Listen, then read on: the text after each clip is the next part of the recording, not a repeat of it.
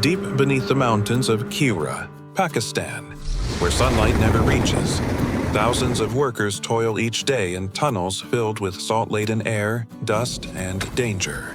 The temperature underground hovers around 18 degrees Celsius, and the high humidity makes every breath heavy. A single mistake when setting a small explosive charge could bring tons of salt crashing down. They work for hours in near-total darkness, guided only by the dim light of their headlamps reflecting off shimmering pink crystals that glow like gemstones. For many, this is not just a job. It is the only way to feed their families. Each day, between 1,200 and 1,500 tons of pink salt are extracted from the Khewra mine. These shimmering blocks provide a livelihood for thousands of families in the surrounding region and have helped lift the small town of Khewra out of poverty. Thanks to this centuries-old craft, children can attend school, brick houses replace straw huts, and the local economy continues to breathe. Behind the glimmer of pink salt are calloused hands, miners who quietly devote their strength and their lives to a trade that has endured for generations. The journey of Himalayan pink salt truly begins here, deep underground, within a vast labyrinth of tunnels. Before a single crystal is mined, geologists map the underground structure to determine the thickness of the salt seams and the composition of the surrounding rock. The mine is engineered using the room and pillar method. Enormous chambers are carved out while massive pillars, some over 10 meters wide and 20 meters tall, are deliberately left in place to support the roof.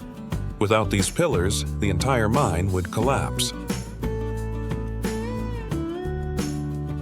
Next, miners carve access tunnels leading to the salt veins, typically 4 to 5 meters wide, large enough for small trucks or rail carts to pass. Industrial drills bore deep into the salt walls. Explosives are carefully placed, and when detonated, the blast echoes through the mountains. These controlled explosions are calculated precisely, not to shatter the salt into dust, but to fracture it into huge blocks, some weighing 1 or 2 tons, as heavy as a small car.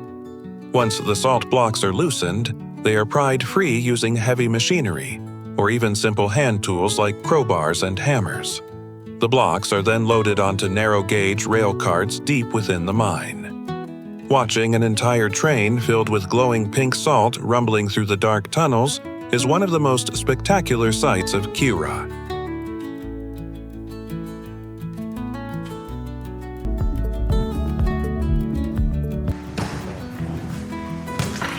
When the salt reaches the surface, the processing begins. First, it is washed with clean water to remove dust and impurities. Then, it is sorted by size. The largest blocks are carved into salt lamps, tiles, or bricks for salt rooms. Medium-sized crystals are ground into coarse salt for cooking, and the smallest fragments are milled into fine table salt. In modern factories, the process is fully mechanized. The salt travels through multi-stage washing conveyors, is dried with hot air, and then crushed in high-capacity grinders.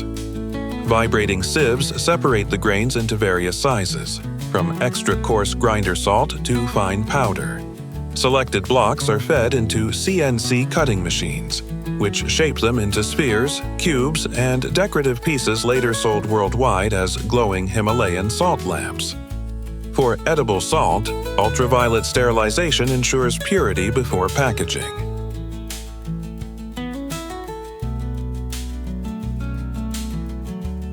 Finally, the finished salt is packed into jars, bags, and large sacks, stacked into shipping containers, and transported to the port of Karachi. From there, it journeys by sea to markets in America, Europe, and the Middle East. By the time it reaches supermarket shelves, its value has multiplied 10 to 20 times compared to when it lay hidden inside the mountains of Pakistan.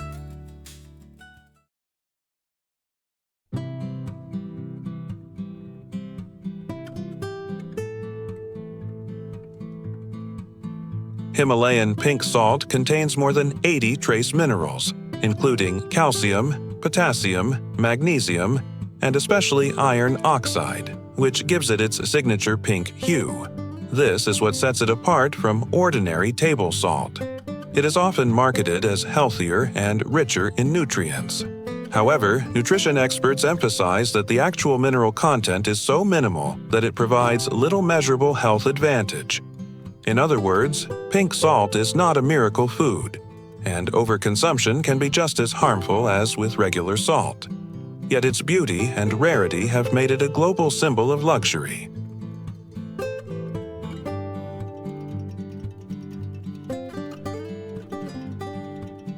There are many surprising truths. Over 95% of all Himalayan pink salt on the market comes from Pakistan, not Nepal or India as many people assume. At the mine, the base price is only about $1 to $2 per kilogram. Once exported, it can reach $20 to $30 per kilogram.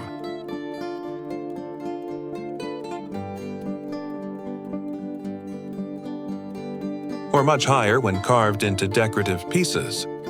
A small pink salt lamp sold in the West can cost as much as an entire week's wage for a miner in Pakistan. Meanwhile, miners work deep underground in dusty conditions, often at risk of respiratory illnesses and accidents, yet earn very little compared to the massive global profits. Pink salt is far more than just a seasoning. At luxury spas, entire salt rooms are built for guests to sit and breathe in the air, believed to help with respiratory health and relaxation, sometimes costing hundreds of dollars per session. In Japan, some chefs use pink salt slabs to grill Wagyu beef, allowing the meat to absorb just the right amount of salt. Even a simple egg fried on a hot pink salt plate becomes flavorful without any added seasoning. Beyond the kitchen, pink salt is used for bath salts, yoga studio walls, decorative furniture, and even entire salt temples built inside the Khewra mine. From a mineral formed hundreds of millions of years ago, Himalayan pink salt has become an iconic product, blending natural wonder, complex mining techniques, and a global trade story full of contradictions. It embodies both natural beauty and controversy. Are we really buying a healthier, more nutritious salt? Or are we simply buying into a dream wrapped in clever marketing? After hearing these truths, would you still pay 10 times the price for a jar of pink salt in your kitchen? Or will you see it in a different light?